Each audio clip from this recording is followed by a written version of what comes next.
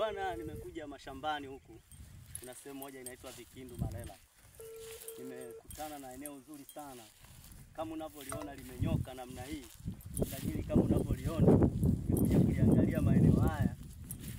Eneo ni kubwa sana, eneo ni zuri na ni kubwa, liko tambarare. Kwa mifugo, wewe ambao unapenda kufuga, mfano labda unafuga labda wanyama wowote unaowataka, kwa eneo hili unavyoliona wewe, hili eneo linakufaa sana.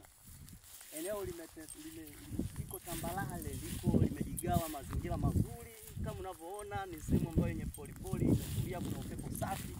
Ukihitaji una uwezo wa kufuga ng'ombe, una uwezo wa kufuga mbuzi, una uwezo wa kufuga bata, una uwezo wa kufuga kuku, una uwezo ukafanya kitu chochote kupitia hili shamba. Kwa hiyo tajiri, mimi nakwambia wahi sasa kabla hujachelewa. Kuna mashamba yaliyo mengi na ni mazuri kuzidi hapa. Tunayo mengi zaidi. Kwa hiyo nakukaribisha ndugu yangu ambaye unapenda kufanya hicho kitu. Vijana wenzangu, unachelewa sana. Sasa hivi kuna viwanja kuanzia 500,000. Tena unalipa kwa 2% tu. Unasubiri nini? Acha kupanga bwana. Acha kunyanyasika, eti unahangaika ndugu yangu, unagongewa kila siku asubuhi na mama mwenye nyumba. Sasa hivi achana na habari za kupanga. Kiwanja 500,000.